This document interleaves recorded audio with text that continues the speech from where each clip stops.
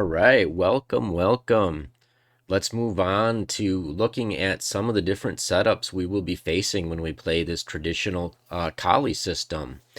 And no better place to start than looking at the absolute main line of the Colle and other, just kind of quickly looking at how it goes in some of the more common D5 lines against our D4. So, um, as you can see, we mentioned this briefly in the introduction, but this is the general constellation of pieces that we're aiming to get on the board. We support D4 with E3, our knight on F3, and we look to bust with E4. And that'll make more sense here in a couple seconds when we look at some actual lines. So maybe let's just go down the actual main line um, of our Colle. So we open with D4, and now we're going to look at the move orders with D5. But just note that these positions can be reached by all kinds of different transpositions, and we'll look at a couple of those at the end. But what I did is I thought it was important. It took me more time than I thought it was gonna, but I annotated each of the different transpositions so that when you go to drill it, or if you just want to go and look it up here, in the Lead Chess Study or on the chess.com library, no matter what move order you get to the position, it will be annotated. Because one of my pet peeves is when I get a course or something and it's like, oh, well, if they do this more over, see such and such, this is such and such setup. It's just, I don't know, like I want it to be simple and easy to use for everybody. So no matter what order we get there, it will be annotated. But let's just look at kind of the most common way that we'll get to our main line, and that would be D4, D5. We play knight to F3 first. It's just a flexible thing. It kind of keeps our cards hidden. They don't know what we're going to play yet if we haven't played them before, and it also keeps this E5 square under control. The most common move would be knight to F6. Then we play E3, supporting the center. E6 would be their most common move. And then we play bishop to D3. We're putting this on an active post. We're starting to line up for this E4 bust, right? Now, one kind of memory marker that we have, I kept this throughout the course to try to really make things easy. If they play C5, then we play C3. Now, if they don't play C5, a lot of people that play like the Colle or London will think they got to set up this triangle no matter what. If they don't put pressure on our center, like by playing C5, then we're not obliged to play C3. So don't just automatically play that. We will play that in response to C5. So that's kind of one of the first key memory markers that comes up as we look at this. Now, we are going to keep setting up to get our bust in the center. So now we kind of have that set up. And it doesn't matter whether black goes bishop to E7 or bishop to D6. We're going to transpose into the same general thing. But our idea in this repertoire is we're going to get safe first, so we'll castle. And then in this main line, we're going to play this variation where we kind of go for this advantage in the endgame, at least at club level. And what we're going to do is we're going to take the pawn so that they have to take it back with the bishop. And then we're going to bust with E4.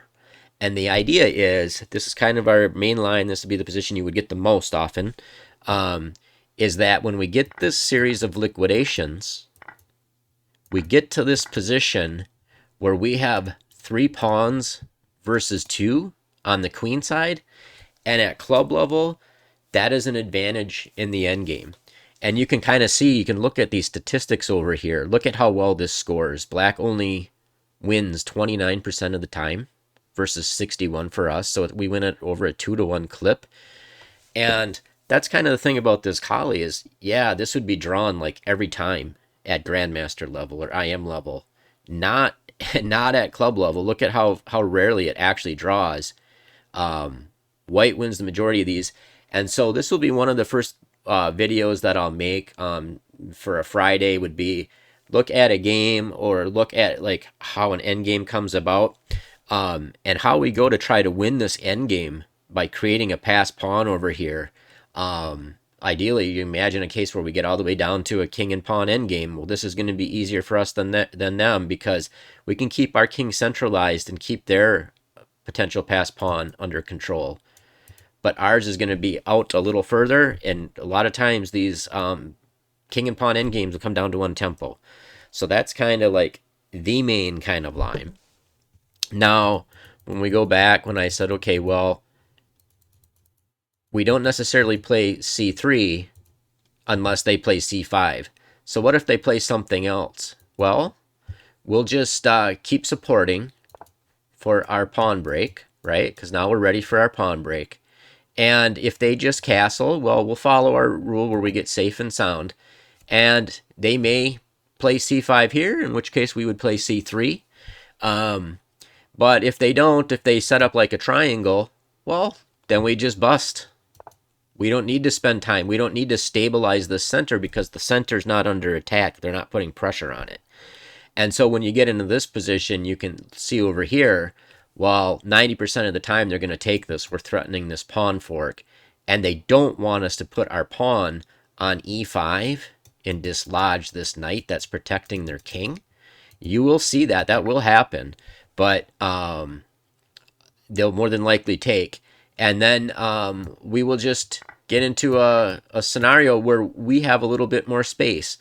And one way we can play these positions, because there'll be different ways that this kind of general thing will come about, where we didn't have to play c3 in response to their c5 earlier.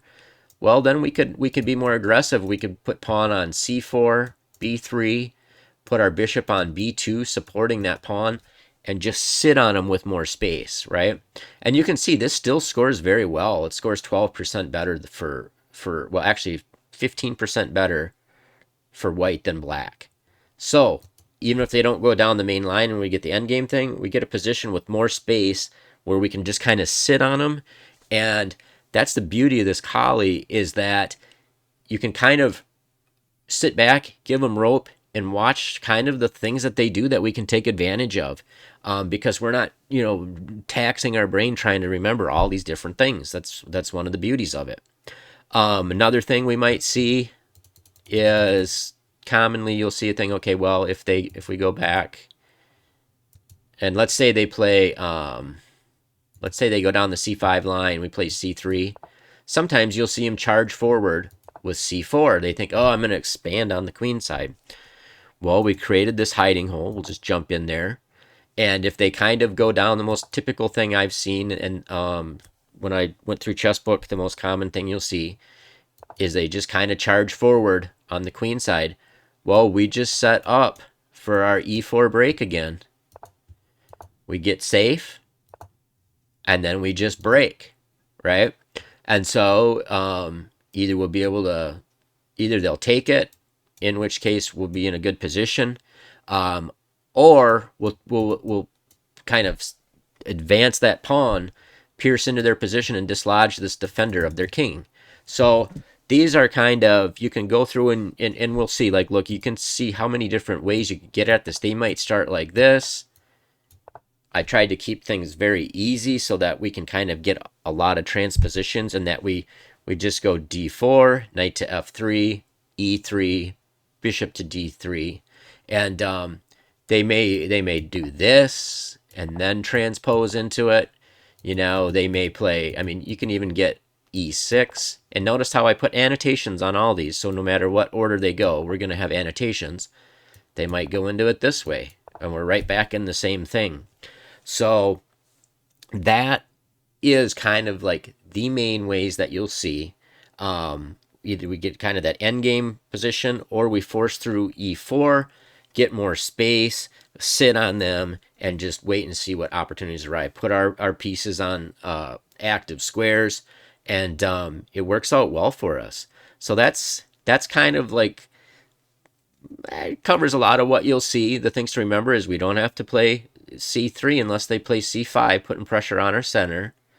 And then we just set up to bust with e4, and we'll just get a nice little advantage, but an easier position for us to play. So next we'll look at the anti-Colle in the next video.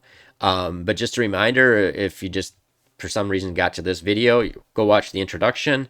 We have free, I made a free annotated, you have access to what I'm looking at right here, this annotated file, both on chess.com and Lichess. So we're just going to go through the most common setups, and then I'll start making the videos once a week that I'll drop on Fridays, where we kind of dive deeper into these positions. But as you go through, just kind of see, and as you kind of examine these this opening on your own, just see how it kind of flows. Like here, we know we're setting those pieces up in that same kind of thing where we go knight to f3 first, then e3, bishop d3, knight to d2, knight b to d2, going for that e4 bust. And it flows. It's easy. So we'll see you in the next video. Have a good one.